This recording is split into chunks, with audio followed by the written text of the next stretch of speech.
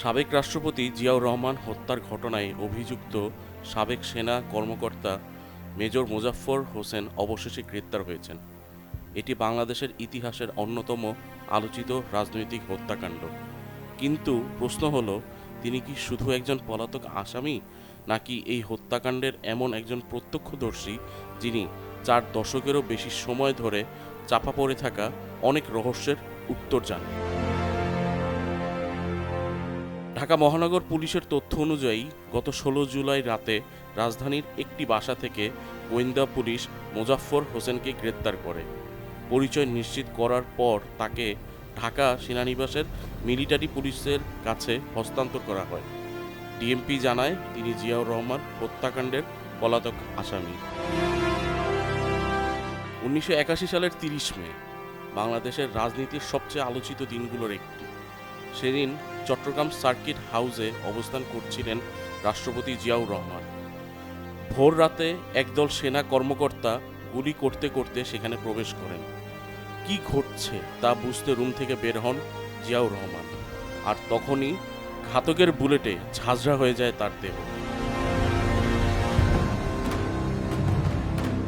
বিভিন্ন ঐতিহাসিক বর্ণনা অনুযায়ী ঘাতকদের মধ্যেই ছিলেন তৎকালীন মেজর মোজাফফর হোসেন। তবে সাংবাদিক অ্যান্থনি মাস্কেরানাসের বই বাংলাদেশ আ লিগাসি অব ব্লাড এ লিখেছেন, গোলাগুলির শব্দ শুনে জিয়া কক্ষ থেকে বের হয়ে আসেন।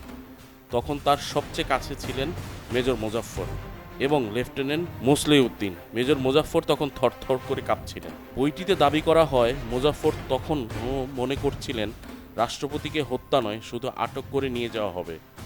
কিছুক্ষণের মধ্যে লেফটেন্যান্ট কর্নেল মতিউর রহমান গুলি করেন। এখানেই শুরু হয় নতুন প্রশ্ন। একই বইয়ে লেখা হয়েছে, হত্যার প্রায় 1 ঘন্টা পর মোজাফফর আবার সার্কিট হাউসে ফিরে আসেন। সেখানে রাষ্ট্রপতির কক্ষ তল্লাশি করা হয়। জিয়ার ব্যক্তিগত ডায়েরি ও বিভিন্ন কাগজপত্র খোঁজা হয় বলে বইটিতে উল্লেখ করা রয়েছে।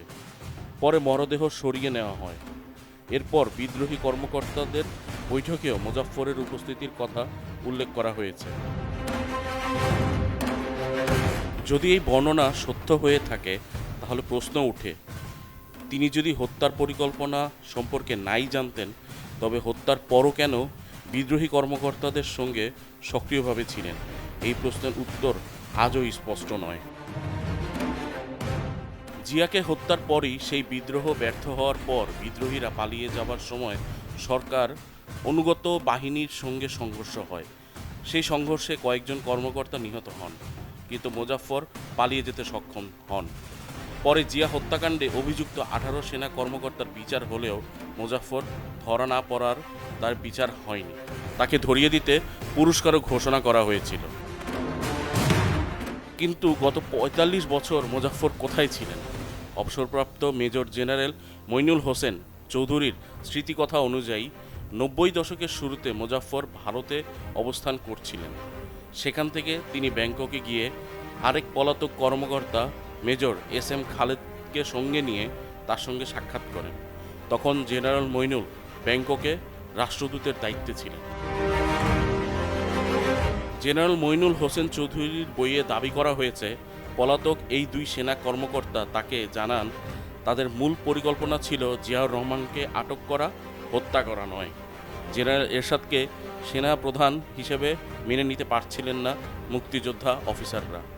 তাদের দাবি ছিল তাকে সরিয়ে মুক্তিযোদ্ধা অফিসারকে সেনাপ্রধান করা। কিন্তু লেফটেন্যান্ট কর্নেল মতিউর রহমান কেন গুলি করলেন তা আগে থেকে কেউ জানত না।